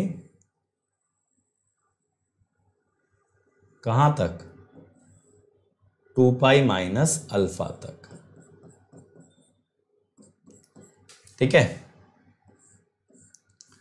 ये वी नॉट है ना, ये आ गया जी। अब बेटा दूसरी बात को समझना कि एक्चुअली वी नॉट होता है L D I by D T. तो यानी अगर मैं ये कहूं कि वी नॉट पॉजिटिव है तो D I by D T positive आएगा, तो करंट बढ़ेगा। अगर मैं कहूं वी नॉट नेगेटिव है तो D I by D T negative आएगा और करंट गिरेगा। तो यानी कि जो आपका आउटपुट करंट है, जो आपका आउटपुट करंट है वो बढ़ेगा जब तक वोल्टेज पॉजिटिव है। कहां तक बढ़ेगा, पाई तक। ठीक है, फिर घटेगा जब वोल्टेज नेगेटिव है।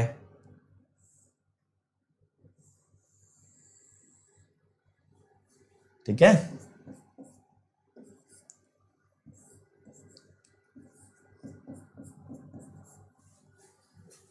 ये क्लियर हो गया, ये क्लियर हो गया भाई आपका।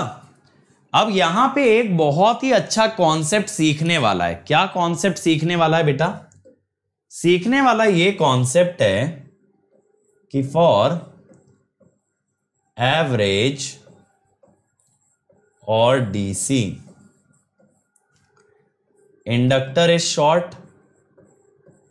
इसका मतलब यह हुआ कि इंडक्टर का जो एवरेज वोल्टेज है वो 0 आना चाहिए। अगर एवरेज में इंडक्टर शॉर्ट है तो इंडक्टर का एवरेज वोल्टेज 0 आना चाहिए। अब सर जी एवरेज कैसे निकालते हैं, एवरेज के लिए टाइम पीरियड से डिवाइड करके इंटीग्रेशन किया जाता है ओवर अ टाइम पीरियड। तो अगर ये 0 आएगा इसका मतलब ये इंटीग्रेशन मस्ट बी 0। ये चीज बहुत इंपॉर्टेंट है जो कि आपकी चॉपर्स में भी मदद करती है, ये चॉपर्स के अंदर भी आपकी मदद करती है। This is called as your volt second balance. क्या कहलाता है, वोल्ट सेकेंड बैलेंस। इससे हमें क्या समझ आता है कि एरिया जो है इंडक्टर वोल्टेज के under, area under inductor voltage, inductor voltage must be 0।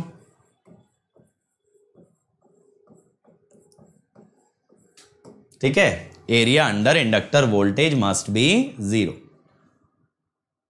अब देखो यार, इंडक्टर वोल्टेज के अंडर का एरिया अगर देखें तो देखो ये जितना एरिया पॉजिटिव आएगा उतना ही एरिया नेगेटिव आएगा। समझे, पॉजिटिव और नेगेटिव एरिया एग्जैक्टली इक्वल होंगे, that is your volt second balance. दूसरी बात बच्चों यहां पे क्या काम की होती है कि इंडक्टर करंट इज मैक्सिमम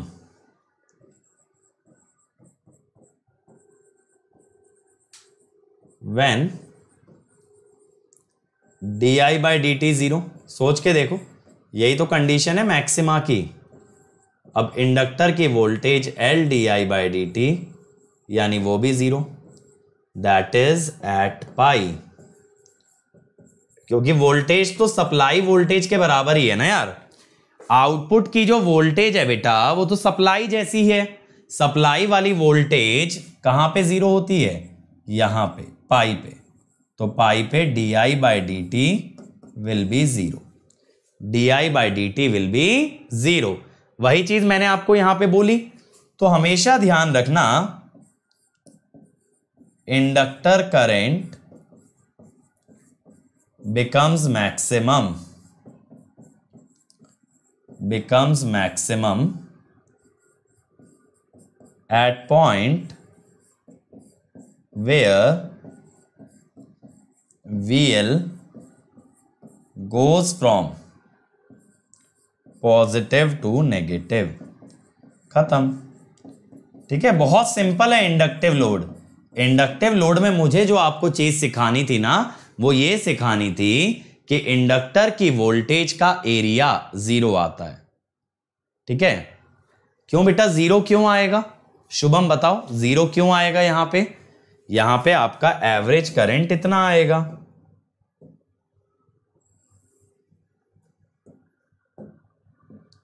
यहां पे आपका ये एवरेज करंट आएगा, ये निकालना पड़ेगा इंटीग्रेट करके। I not average is non zero. भाई इंडक्टर डीसी में शॉर्ट होता है, ओपन थोड़ी होता है जो एवरेज करंट 0 आएगा। ठीक है, मैंने ये बोला था शुभम कि आरएल लोड में इंडक्टर शॉर्ट हो जाता है तो वो एवरेज को इंपैक्ट नहीं करता आरएल के अंदर, लेकिन ये थोड़ी बोला इंडक्टर का एवरेज करंट 0 आता है। मैंने ये बोला था कि आपका इंडक्टर का एवरेज वोल्टेज 0 आएगा, इंडक्टर शॉर्ट सर्किट हो जाएगा। ठीक है, इंडक्टर विल शॉर्ट सर्किट। ये बात क्लियर हो गई बेटा? यहां आर भी तो 0 है Shubham, V not average by R करोगे, चलो मान लिया, तो वी नॉट एवरेज 0 आया, आर भी 0 आया, तो 0 बाय 0 तो फाइनाइट आ सकता है। 0 बाय 0 0 क्यों होगा? चलो, तो ये क्लियर हो गया। आज मैंने आपको 3 लोड और करा दिए, कल हमारा हाफ वेव रेक्टिफायर निपट जाएगा। आरई और आरएलई लोड कराऊंगा कंट्रोल्ड के केस में। चलो क्वेश्चन पे आ जाओ। In a single phase half wave circuit with R L load and a freewheeling diode, the extinction angle is more than pi. For a firing angle alpha, SCR and the freewheeling diode would conduct for. मैं आपको इसके लिए बेटा 30 seconds दे रहा हूं, चलो जल्दी से मुझे आंसर बताओ। आपका SCR कब कंडक्ट करेगा और फ्रीव्हीलिंग? आशुतोष बेटा काफी फर्क है, वहां पे एक्सपोनेंशियली डिकेइंग ग्राफ आया था आरएल के अंदर, e की power minus t by tau भी आया था। यहां डिक्रीजिंग कहां है? यहां ग्राफ का एम्पलीट्यूड कांस्टेंट है, एक्सपोनेंशियल डीके वाला फैक्टर ही नहीं आ रहा ना। चलो बहुत ही बढ़िया बेटा, फर्स्ट का आंसर सी। थायरिस्टर ऑन होता है अल्फा से लेके पाई तक, जिससे कि थायरिस्टर का कंडक्शन एंगल होता है पाई माइनस अल्फा, और फ्री व्हीलिंग डायोड पाई से ऑन हो जाता है लेकिन चलता है बीटा तक। ये अभी मैंने आपको पढ़ाया ना, तो gamma free wheeling is beta minus pi. ठीक है, बहुत ही सही। अगला सवाल भाई, a single phase 2 pulse converter, ये फुल वेव का आ गया।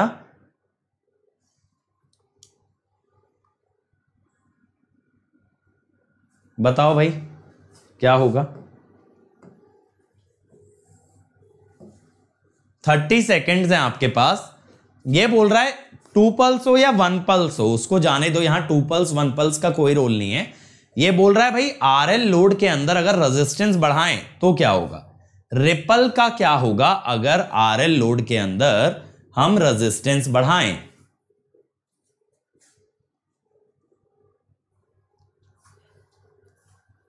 बताओ जी क्या होगा? आरएल लोड के अंदर अगर रेजिस्टेंस बढ़ाएं तो उसके अंदर जो रिपल है उसका क्या होगा? जाने दो, 2 पल्स है 1 पल्स है, ये सब जाने दो, क्या होगा? कोई कह रहा है डी, कुमार कह रहे हैं बढ़ेगा, आशुतोष कह रहे हैं ए। देखो क्या होगा, as load resistance increases, tau L by R decreases, so inductor discharges faster and can lead to discontinuous conduction। मतलब हो सकता है अगली साइकिल से पहले डिस्चार्ज हो जाए। अगली साइकिल से पहले अगर डिस्चार्ज हो गया ना तो it will lead to discontinuous conduction. तो आंसर विल बी डी। ये ध्यान रखो, अगर आप चाहते हो ना कि करंट गिरे ना, करंट एकदम कांस्टेंट बना रहे, तो टाउ हाई रखो। टाउ हाई रखने का मतलब है करंट को गिरने में बहुत देर लगती है, तो इससे पहले करंट गिरे, अगर अगली साइकिल स्टार्ट हो गई तो करंट वापस से बनना चालू हो जाएगा। मतलब ऐसा सोचो कि अगर आपके पास जैसे सैलरी आ रही है, अब आपके खर्चे हो रहे हैं, अगर आपका खर्चा इतना स्लो है कि उस आपकी सैलरी खत्म होने से पहले नेक्स्ट सैलरी आ जाती है, तो हो गया अपना काम। तो यही चीज मैं बोल रहा हूं, अगर टाउ हाई होगा ना, डिस्चार्जिंग स्लो होगी। जैसे डिस्चार्जिंग आपके लिए खर्चा है, चार्जिंग आपकी सैलरी है, तो डिस्चार्जिंग आपका खर्चा है। तो डिस्चार्जिंग स्लो अगर कर दो तो इससे पहले वो डिस्चार्ज हो, इससे पहले अगली साइकिल आ जाएगी, तो कंटिन्यूटी बनी रहेगी। लेकिन अगर आपका टाउ छोटा हो गया तो डिसकंटिन्यूअस हो जाएगा। चलो अगला देखो यार, consider a phase controlled converter, the thyristor is fired eight an angle alpha in every positive half cycle. If peak value of instantaneous voltage is 230, the firing angle alpha is close to। Shubham, क्योंकि B option ना completely सही नहीं है। मतलब यहां पे अगर MSQ होता ना तो MSQ में तो मैं ये बोलता फॉर MSQ, अगर MSQ लिया जाए तो B and D both are correct. लेकिन अगर MCQ होता तो आई वुड से डी, क्योंकि डी पूरी हालत बता रहा है। रिपल तो बढ़ेगा बढ़ेगा, साथ साथ डिसकंटिन्यूअस भी हो सकता है। ठीक है, सिर्फ रिपल नहीं बढ़ेगा, डिसकंटिन्यूअस भी हो सकता है। अगर MSQ होता तो बी और डी दोनों सही था, रिपल भी बढ़ेगा और डिसकंटिन्यूटी के चांस भी होंगे। क्या आ रहा है 135, बहुत ही बढ़िया। अब देखो बच्चों, यहां पे ना ये वाला क्वेश्चन बड़ा अच्छा था यार। पर्सनली ये वाला क्वेश्चन ना गेट का है, मुझे बड़ा अच्छा लगता है यार। कैसे अच्छा लगता है, क्यों अच्छा लगता है, अभी बताता हूं। ठीक है, देखो बंधु, मैं ना आपको ये चीज समझाता हूं। इसने क्या बोला है, इसने बोला है कि peak value of instantaneous voltage, यानी जो आप ग्राफ बनाते हो ना, ग्राफ का पीक कह रहा है 230 है। ठीक है, अब देखो मैं क्या कहता हूं,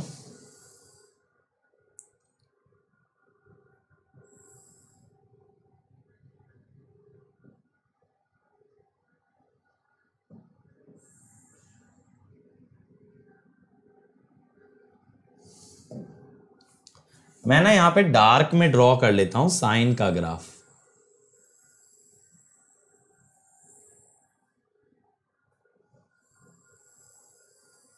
अब मैं ना आपको दो सिनेरियो दिखाता हूं। एक सिनेरियो मेरा ये कहता है कि अल्फा अगर 90 से छोटा हो, अल्फा 90 से छोटा हो तो ऐसे आएगा ग्राफ। ठीक है,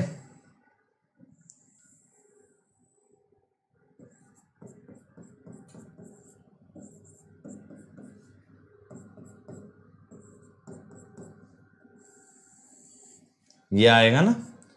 तो बेटा यहां पे इंस्टेंटेनियस पीक वैल्यू कितनी आई, ये आई Vm। ये वाला केस हो गया अल्फा लेस देन 90 डिग्री।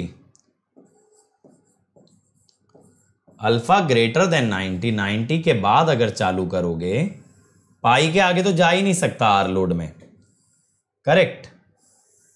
पाई के आगे तो जा ही नहीं सकता आर लोड के अंदर, तो ये हुआ। अब यहां पे मेरे बच्चों, यहां पे पीक कितना आएगा, यहां पे आपका पीक आएगा अल्फा वाली वैल्यू, क्योंकि कंटिन्यूअसली डिक्रीजिंग ग्राफ है ना, तो शुरुआत वाली वैल्यू ही पीक है। सोच के देखो, अल्फा पे साइन ओमेगा टी कितना देगा, साइन अल्फा, वही आपका मैक्सिमम है, वही आपका मैक्सिमम है। अब यहां पे आप देखो इसने क्या बोला है, मैक्सिमम इज 230, ये आरएमएस दे रखा है। देखो एसी में जब कभी कोई वोल्टेज गिवन हो वो हमेशा आरएमएस होती है। तो मैं कहता हूं अगर अल्फा लेस देन 90 होता तो वी नॉट पीक कितना आना चाहिए था, 230 √2। अल्फा ग्रेटर देन 90 होगा तब कितना आएगा, 230√2 साइन अल्फा। अब भाई 230√2 से तो कम ही है, 230 है, तो इसको 230 किया तो अल्फा की ना दो वैल्यू आ गई, 45 और 135। अब भाई अभी आपने बोला है अल्फा ग्रेटर देन 90, तो ये तो गलत हो गया, तो answer is alpha equal to 135। समझ आया? 90 से छोटा लेते तो पीक आता Vm यानी कि 230√2 आता, और अगर 90 से बड़ा लिया तो Vm साइन अल्फा आया। चलो अगला question, single phase half wave controlled rectifier operates at 120 volt 60 hertz supply, firing angle 60 degree, the average of its output voltage. R load के लिए निकाल दो यार, ये जो है ना ये आरएमएस होता है, एसी में हमेशा जो वैल्यू गिवन है दैट इज आरएमएस, एसी में जो वैल्यू गिवन है दैट इज आरएमएस। बताओ जरा आशुतोष, वीडियो पीछे करो। मैंने बताया ना एक चमत्कार होता है यूट्यूब पे, शायद आप लोगों ने कभी चेक ना किया हो, वीडियो पीछे करने से आप टाइम में वापस चले जाते हो और जो भी घटनाएं घटी हैं उनको एक बार और ध्यान से देख पाते हो। ये चमत्कार यूट्यूब पे हो सकता है, बिल्कुल हो सकता है बच्चों, बस करना है ना, थोड़ा सा चमत्कार करने की देरी है।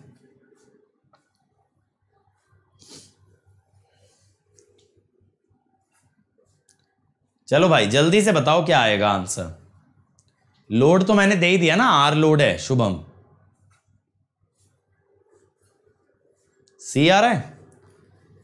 देखो आर लोड के बारे में मैं क्या जानता हूं, मैं ये जानता हूं conduction does not go above pi, conduction pi के ऊपर नहीं जाता, ठीक है।